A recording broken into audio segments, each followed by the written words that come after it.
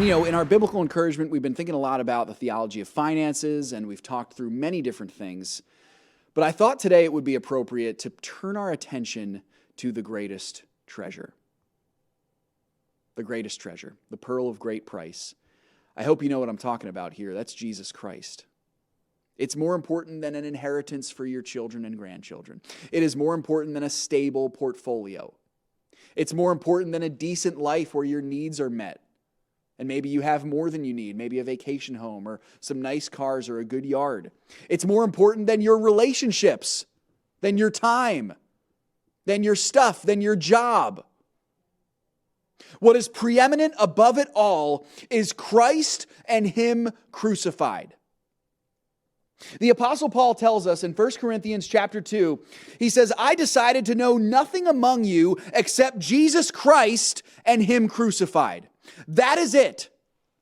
That's what's most important.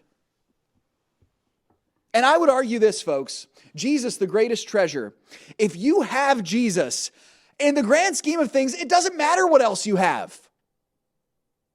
You have what's most important. Salvation in Jesus means you have everything you need. Conversely, if you don't have Jesus, it also doesn't matter what else you have because it's all meaningless. None of it's going to carry over into the next life, and none of it is going to earn you salvation with God. Only Jesus Christ can do that. And in the end, it will also all leave you, all your other stuff that won't satisfy in the end, it will leave you woefully disappointed. Jesus is greater. Jesus is more. Jesus is the one who ultimately satisfies. Jesus is the greatest treasure. Jesus is the treasure that you have to seek after with all your heart. Our text for today, folks, that we're going to look at explores this. This is Matthew chapter 13. And Jesus shares two brief parables about treasure and ultimately pointing to the fact that He is the greatest treasure.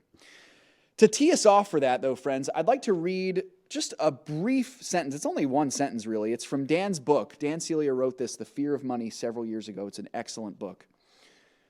And here is chapter 3 of Dan's book. The title of the chapter is The Real Treasure. And Dan's text for consideration in this chapter is, sure enough, Matthew chapter 13, verses 44 to 46. You can see Dan's influence over this message still being felt even now a month after his passing. Here's what Dan says about this parable. You know what? I'll start at the very beginning. Now that we've spoken about money just being a symbol of our life's daily effort, that was chapter 2, I'd like to take a look at the scripture above. That's Matthew 13, 44 to 46, which we'll look at in just a moment. If you haven't guessed yet, the treasure and the pearl being spoken of in this parable, there's two of them, is Jesus Himself. The implied meaning here is that Jesus is so valuable, He is worth selling everything we have to gain Him. Folks, we have to come to the realization of Jesus' value. There's so many Christians out there who just want to talk about our value, and they say things like, oh, how much God must love you, that He sent His Son to die on the cross for you, and that's all true and well and good. But they talk about it in such a way as to make us think like we are somehow inherently valuable. Folks, we have no value apart from Christ and apart from a loving Creator, God, who made us good and thereby gives us value. We need to stop looking at our value or lack thereof and start looking at the value of the greatest treasure, Jesus Christ. We got to take our eyes off of ourselves. And I said that, folks, I don't want you to think that God doesn't love you or He doesn't care for you or that you're not fearfully and wonderfully made, because you are. A core tenet of Christianity is that life is sacred. That's why we're pro-life, by the way. Full disclosure. That's why we believe that babies shouldn't be murdered in the womb. But folks, the value that your life has, you got to stop focusing on that if it's going to distract you from the value of the greatest treasure, Jesus. Jesus is more.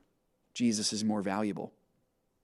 So the question I want to ask you today as we begin, or should I say as we close for the final time together, do you treasure Jesus above everything else?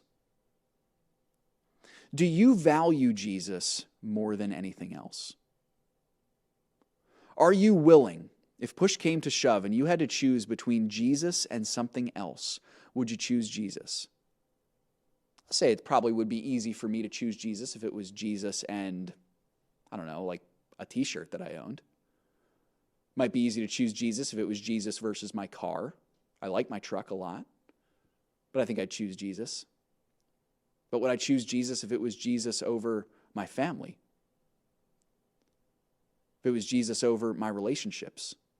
If it was Jesus over everything I have? This is the heart at what Jesus is getting to with these parables here. You have to be willing to forsake all to trust in Jesus. He is the greatest treasure. He is the pearl of great price.